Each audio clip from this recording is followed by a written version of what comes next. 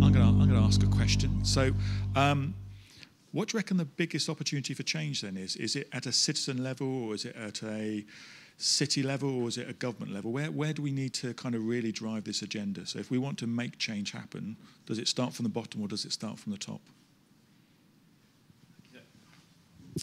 So it definitely doesn't start at the government level.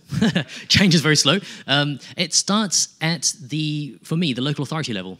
Right, so the people that actually are responsible for delivering change, and one of the biggest barriers we find is, one, there's not enough money to fund innovation research and to try new ideas, and the other is just resource, like knowing who to talk to. So I think if we can help bridge those gaps, then change will happen at a much faster level. Yeah, I agree with that. I think city authorities, certainly in terms of the climate space, I think they've got a really important role to play as the animateur of bringing different organisations and sectors together to collaborate. I think they're extremely well positioned to make that happen. They're also the level which is obviously the closest to the citizen. They've got huge opportunities to experiment and to try new ways of connecting with citizens and the end users.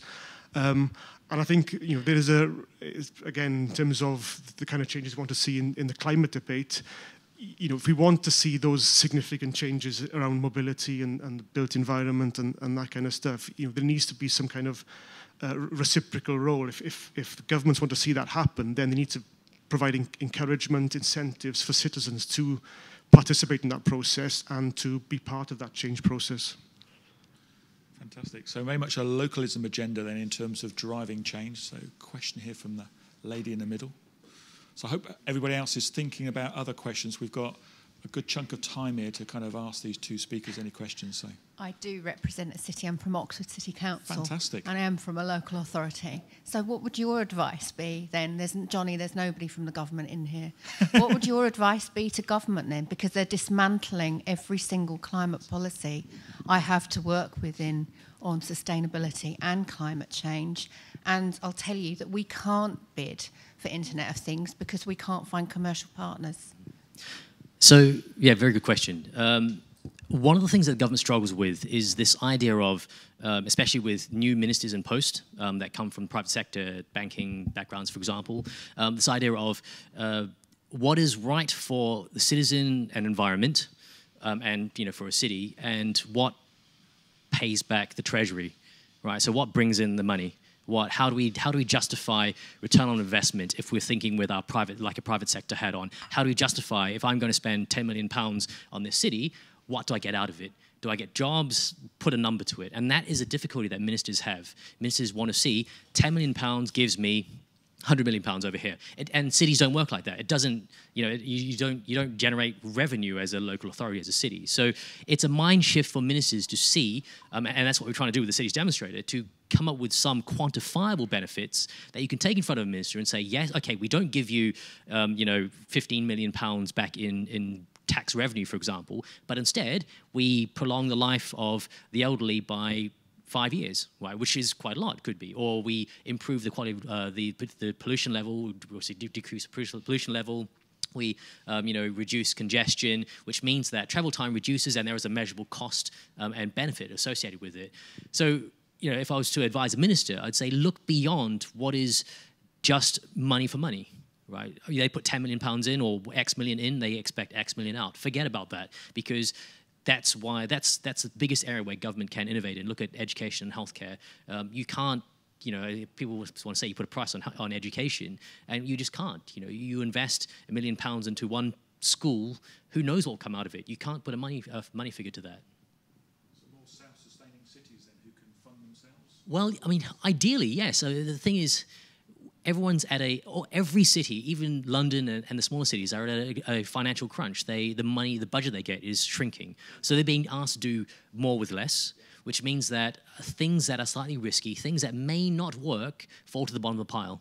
And it becomes a case of how do we firstly keep the lights on and keep the services running, and then maybe perhaps how do we look at issues that tackle what we need to do. And there's this disconnect between the people that are doing the work and the people that are elected to make decisions, because people elected want to say, hey, we got elected to reduce your council tax. Great, but how does that help overall agenda? Interesting political point there. Anybody else wants to throw a question at these two speakers? Great, the guy at the back there. So it's an interesting issue, this decentralisation, centralisation, and I know when the elections were taking place, there was a lot of chat about localism, and has that really taken place or not? So coffee conversation probably. Gentleman at the back there. So we've heard from Andrew about the wonderful things that are happening here in London. And obviously for Joe from Oxford and other people who have perhaps not embraced or been in a position to get onto the smart city or the connected city bandwagon, I just wondered, Jonny, whether there are any particular reference sites that exist at the moment across the UK, any places, cities that you might signpost people to in terms of early adoptions and early experiments in this IoT space? Yes, so there are actually. So, I mean, if you look at European smart cities charts, the UK doesn't feature that heavily in it, and I'm not sure why. So you do have the likes of Glasgow with their Future Cities Demonstrator, for example, and a lot of what they're doing with city management systems. The likes of Bristol, and Bristol is open with city-wide sensor deployment. So it's a very good learning example of not just sticking a sensor somewhere, because when you stick a 50p sensor on a wall, it comes with a £50 per sensor maintenance contract for someone to go around and change all that. So how they've looked at addressing those aspects, how they've looked at ownership of that, and how to monetize that as well, for example. You look at Milton Keynes and how they've looked at it not from an IoT point of view, but from a transport point of view. So Milton Keynes and they've got the transport systems catapult, they've got their driverless cars and so forth.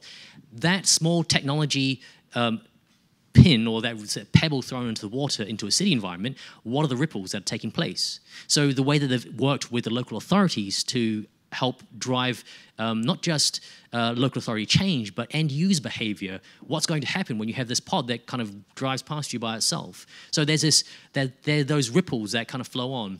And there are small instances like that that show different parts of what IoT can do. And what we're trying to do now is to say, okay, so if you have sensors and a new transport system and so forth, and you've got building city management systems, and you start to combine all those in a much wider system and focus on the regions as well, what other ripples do you get? And those are things that are still yet unexplored. And I'm not sure, I don't know of any other European city that's looking as wide as we are. Okay, that's useful. More questions? Okay, I'm going to ask a question about Ali because you've escaped some of the questions so far. So this issue that you mentioned about centralisation versus localism in terms of solutions, infrastructure solutions, how do we make that happen? Because if you look at things like water, the most efficient solution might be a centralised solution for a water company opposed to a local solution. How are we going to actually drive that agenda? It's probably easier for energy. It's different when you look at the different sectors, the different challenges.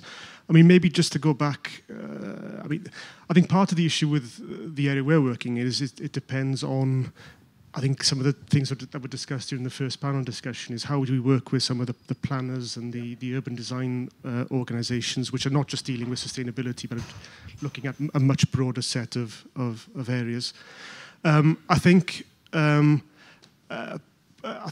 maybe going back to the question around what can cities do, I think the one area I would focus on is the financial side. Lots of the cities we're working with in Europe are setting up new kind of vehicles, new kind of funds, bringing together the various funds which they have access to create new investment organisations. So clearly it is a very challenging environment in the UK at the moment.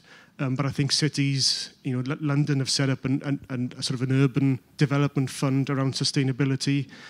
Cities do have access to different pots of funding.